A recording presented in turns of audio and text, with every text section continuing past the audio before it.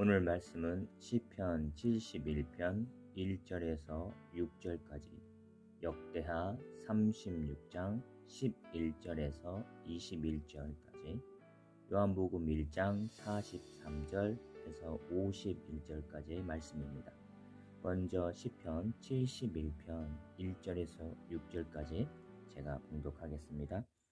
여호와여, 내가 주께 피하오니 내가 영원히 수치를 당하게 하지 마소서.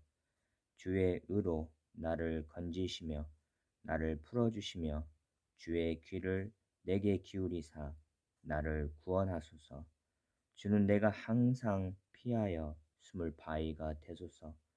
주께서 나를 구원하라 명령하셨으니 이는 주께서 나의 반석이시요 나의 요새이심이니이다. 나의 하나님이여, 나를 악인의 손 곧 불의한 자와 흉악한 자의 장중에서 피하게 하소서. 주 여호와여, 주는 나의 소망이시요 내가 어릴 때부터 신뢰한 이시라.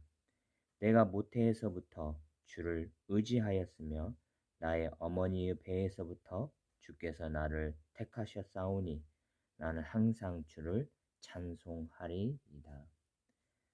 다음 말씀은 역대하 36장 11절에서 21절까지 말씀입니다.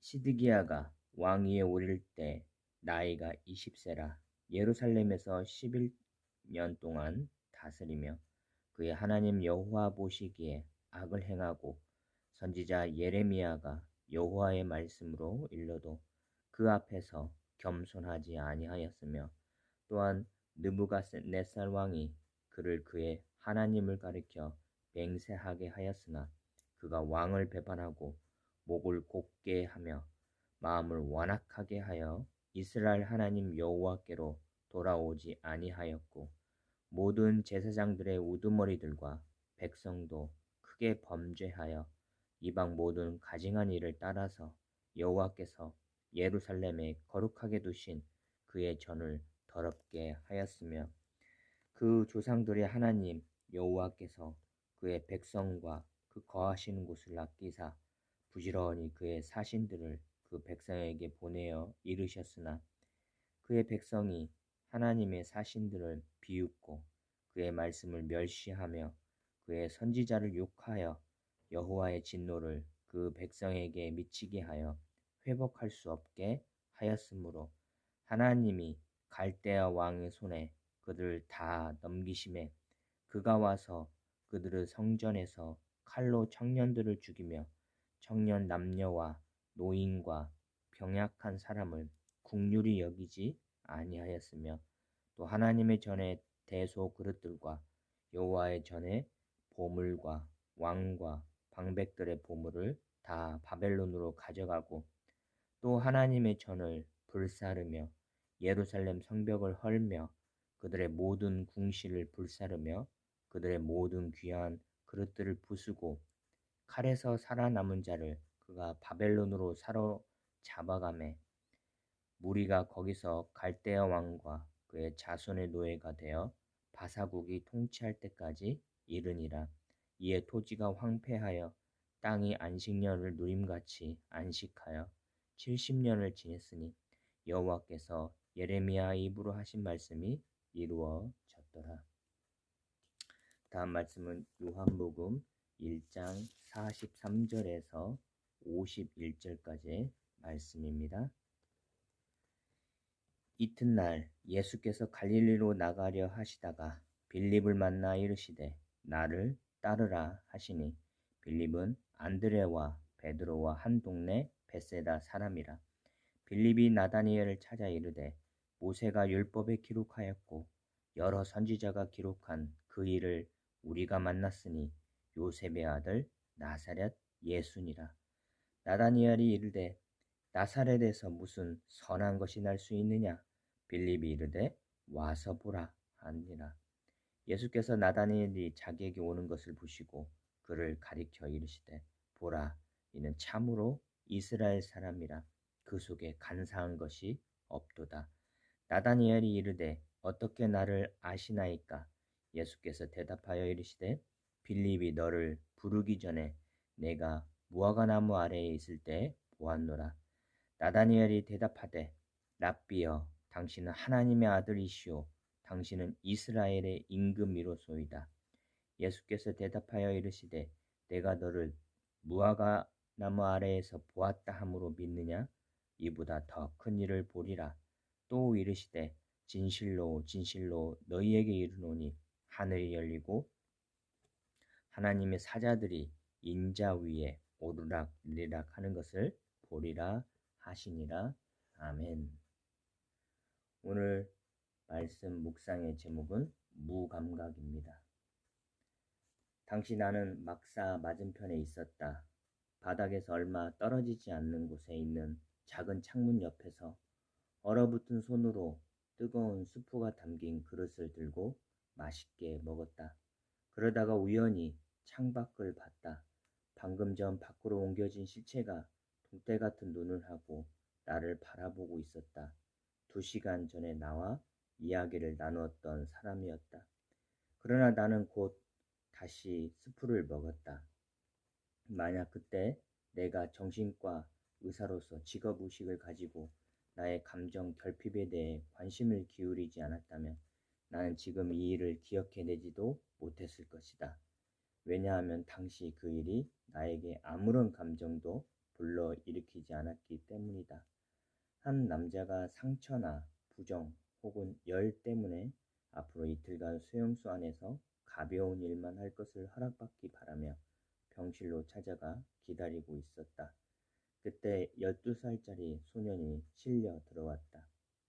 눈 속에 차렷 자세로 여러 시간 서 있었거나 아니면 수용소 안에 맞는 신발이 없어서 맨발로 밖에서 일해야 했던 것 같다.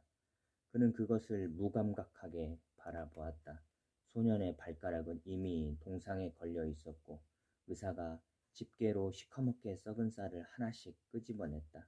하지만 그 광경을 바라보는 우리는 정말로 혐오감과 공포, 동정심 같은 감정을 더는 느낄 수 없었다.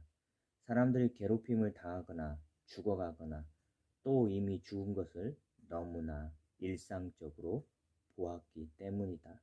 그래서 수용소에서 생활한 지 몇 주가 지나면 그런 것들 때문에 더 이상 마음의 동요를 일으키지 않게 된다. 이는 빅터 프랭클의 죽음의 수용소에서 인용한 내용입니다. 어젯밤 뒤척이면서 늦게 잠이 들었습니다. 저 또한 죽음의 수용소에서 점점 무감각해져가는 삶의 한 단편을 발견했기 때문입니다. 하나님의 입에서 나온 누구의 말을 듣지 아니하고 무기또 골짜기에 이르러 싸울 때 역대하 35장 22절 말씀과 그 조상들의 하나님 여호와께서 그의 백성과 그 거하시는 곳을 아끼사 부지런히 그의 사신들을 그 백성에게 보내어 이루셨으나 역대하 36장 15절의 말씀에서 한순간 방심한 요시야 왕과 끊임없이 메시지 속에서 무감각해져 버린 하나님의 백성들을 봅니다. 무엇을 너무나 일상적으로 보아왔길래 무감각해졌을까? 나를 따르라 말씀하시는 예수님을 그들의 것들을 다 버리고 따르는 제자들, 그들의 동행의 동의는 무엇일까 궁금합니다. 내 양은 내 음성을 들으며 나는 그들을 알며 그들은 나를 따르니라.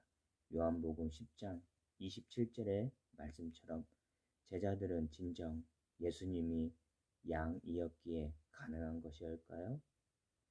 희미한 빌립의 행적, 오병이어의 기적과 세상으로의 파송, 주님을 버리고 달아났을 때도 다시 살아나신 주님을 기다릴 때도 오순절 마가의 다락방에서도 그는 주님의 제자입니다.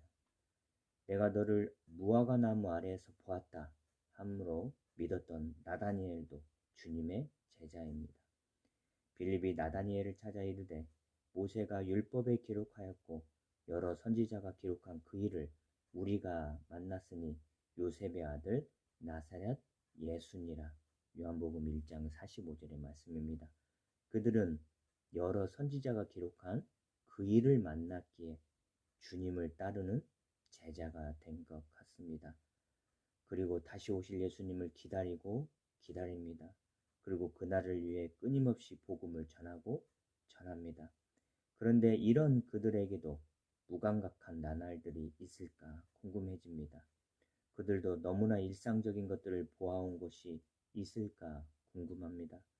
아마 그 일상적인 것들을 다 내던지고 주님을 따랐기에 그들에겐 더 이상 그럴 여유가 없을 거란 생각이 듭니다. 정체된 일상의 것들, 그건 죽음입니다. 삶이 그들을 속일지라도 알렉산드르 푸스킨의 시가 불현듯 떠오릅니다. 반복되는 일상의 삶이 우리를 무감각하게 만듭니다. 그 삶이 우리를 속이고 있는 것입니다. 그 정체된 일상의 삶에서 깨어나야 합니다. 여러 선지자가 기록한 그 일을 따라 나서야 합니다. 무엇이 우리의 반복되는 일상의 삶입니까? 주의 의로 나를 건지시며 나를 풀어주시며 주의 길을 내게 기울이사 나를 구원하소서. 시편 71편 2절의 말씀을 묵상합니다. 주님, 사망과 죽음의 늪에서 아직도 허우적대는 제 영혼을 불쌍히 여기소서. 아멘. 아멘.